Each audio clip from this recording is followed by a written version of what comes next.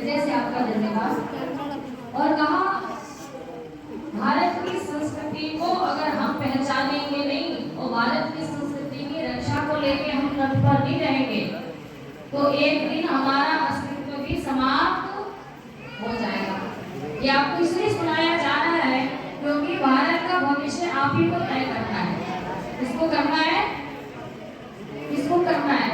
स्वामी जी को तय करना है या आचार्य जी को तय करना है? भविष्य में भविष्य कौन है भारत का? कौन है? आप सभी हैं।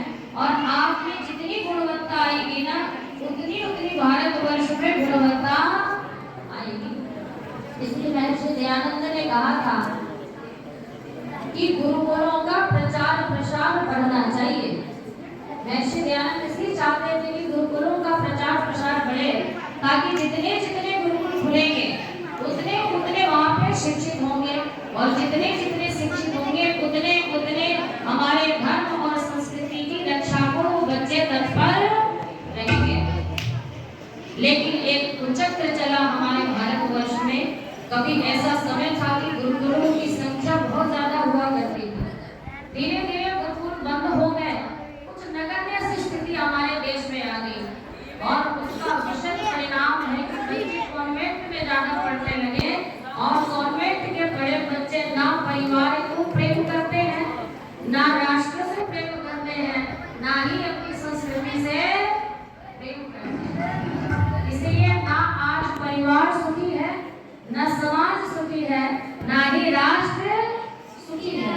मूल है संतान हमारी। इसलिए महर्षि दयानंद ने कहा था कि प्रत्येक परिवार की संतानों को गुरुकुल में शिक्षित होना चाहिए। इसीलिए पहले के जो राजा महाराजा होते थे ना, श्री राम को आप सभी जानते हैं, मर्यादा पुरुषोत्तम श्री राम को कौन कौन जानता है? हाँ, योगेश्वर श्री कृष्ण को कौन कौन जानता है? अच्छा, ये सारे राजा थे ना हमारे देश के, भारतवर्ष पे राज किया इन्होंने। इन्होंने पढ़ाई कहाँ की थी? देखो कितने आपका कितना महत्व है ना। इन सभी की शिक्षा कहाँ प्राप्त हुई थी?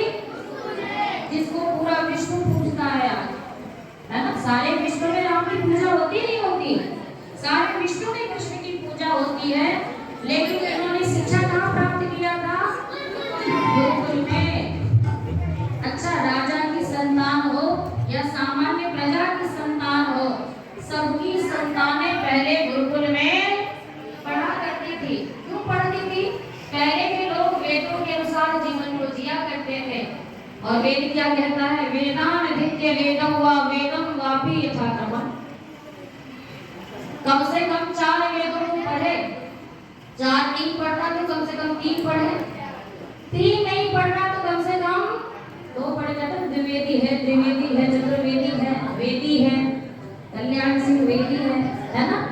जिसने 1 वेद को पढ़ा वो वेदी, जिसने 2 वेद को पढ़ा द्विवेदी, जिसने 3 वेदों को पढ़ा त्रिवेदी और जिसने 4 वेदों को पढ़ा चतुर्वेदी। वेदानधित्य वेदं वा वेदं वापि यथाक्रमम्।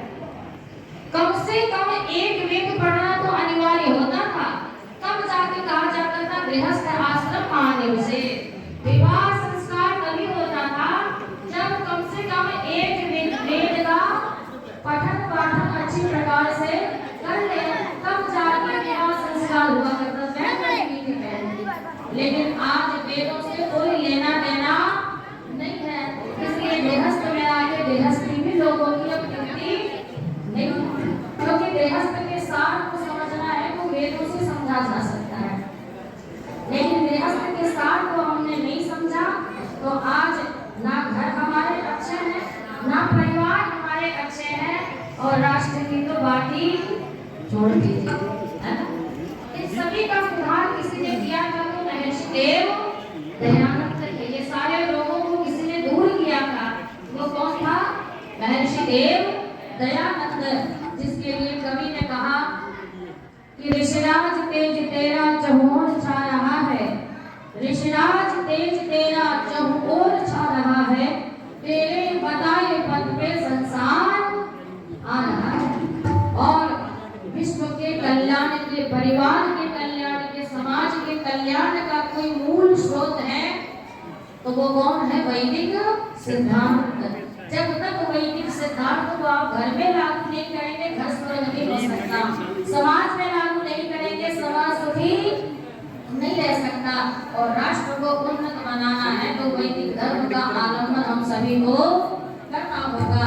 इसलिए आइए उस महर्षि का गुणगान करते हुए वाणी को विराम करूंगी। और क्या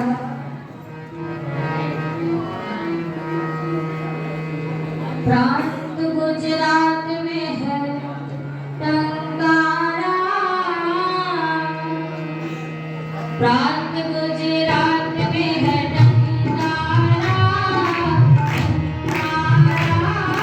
टंकारे वाले का बोलो जयकारा, बोलो प्रांत गुजरात में है टंकारा, टंकारे वाले का बोलो जयकारा, प्रांत गुजरात में है टंकारा,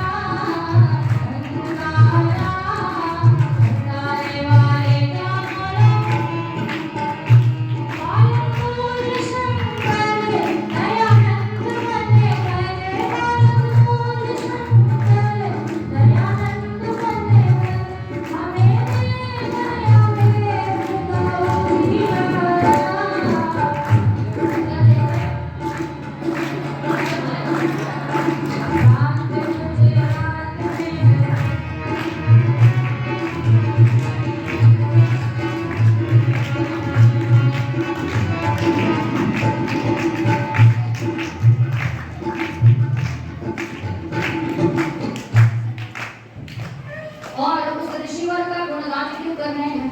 अभी सुबह कार्यक्रम चल रहा था और यहाँ पे मंच संचालक सबका गुणगान कर रहे थे, है ना? सबका परिचय दे रहे थे और सबके गुणगान को गा रहे थे कि इन्होंने ये किया, इन्होंने वो किया। और मैं अभी भी आई ना तो किसी की प्रशंसा ही चल रही थी, शायद गुरुकुल में उन्होंने बहुत सहयोग किया था। अच्छा, गुणगान किसका गाया जाता है?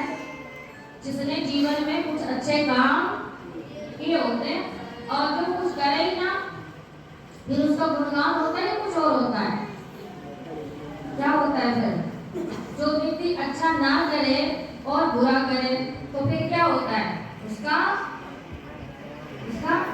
अपमान होता है। क्या होता है? आप सभा में अच्छी प्रकार से बैठेंगे तो आपका गुणगान होगा, है ना? और सभा में शैतानी करेंगे तो फिर आपका क्या होगा? फिर अपमान होगा।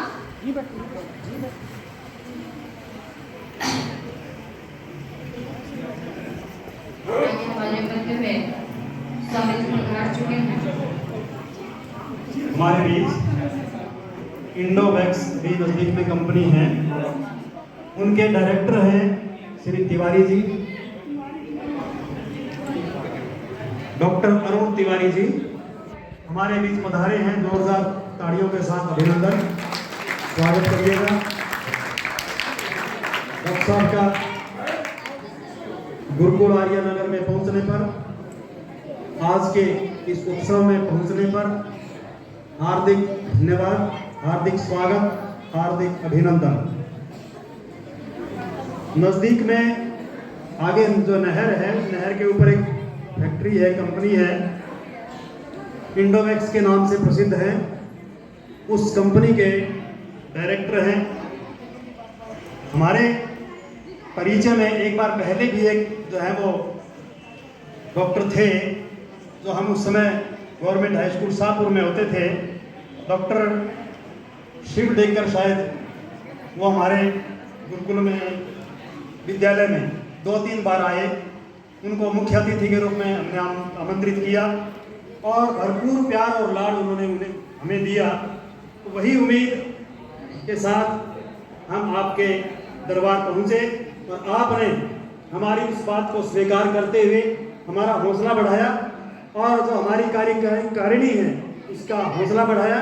और आपने जो ये गुरुकुल देखा है इसको अपने दृष्टिगोचर में स्थापित किया। ये वो संस्था है कि आपके नज़दीक बहुत बड़ी नहर है, सारी सुख सुविधाएं हैं। कभी समय था कि यहाँ सिर्फ एक टिल्ला होता था और कोई सुख सुविधाएं नहीं थी। स्वामी देवानंद जी महाराज के द्वारा आर्यनगर के बत्रा परिवार ने दर्शनलाल जी बत्रा ने ये जमीन दी, गुरुकुल स्थापित हुआ और धीरे धीरे यहाँ पर इस प्रकार का जो है वो उन्नति हुई। जो उन्नति आपकी कंपनी में हो रही है वैसे ही उन्नति आप कुछ और बनाते हैं, हम कुछ और बनाते हैं, मिलकर के हम सब देश बनाते हैं।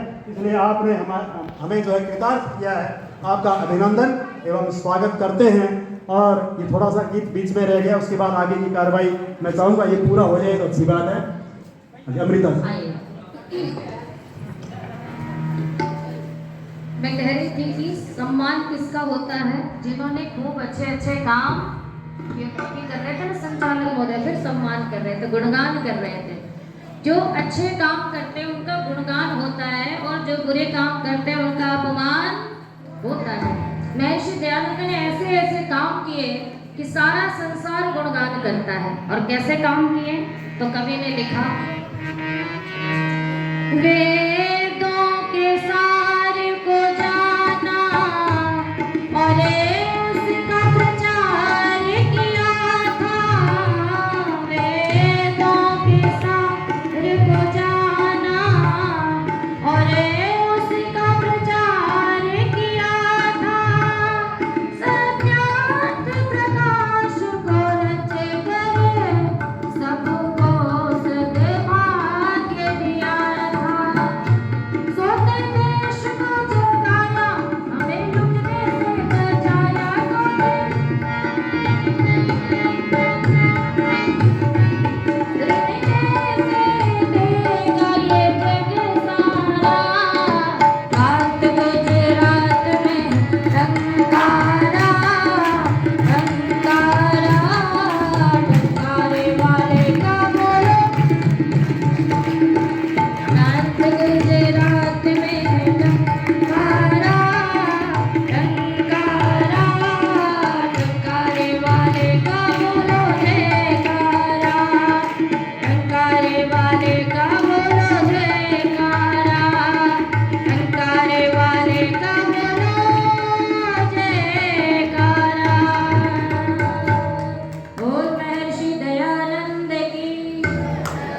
आप सभी कार्य से बहुत बहुत धन्यवाद। ओम शांति। बहुत बहुत धन्यवाद अमृता जी।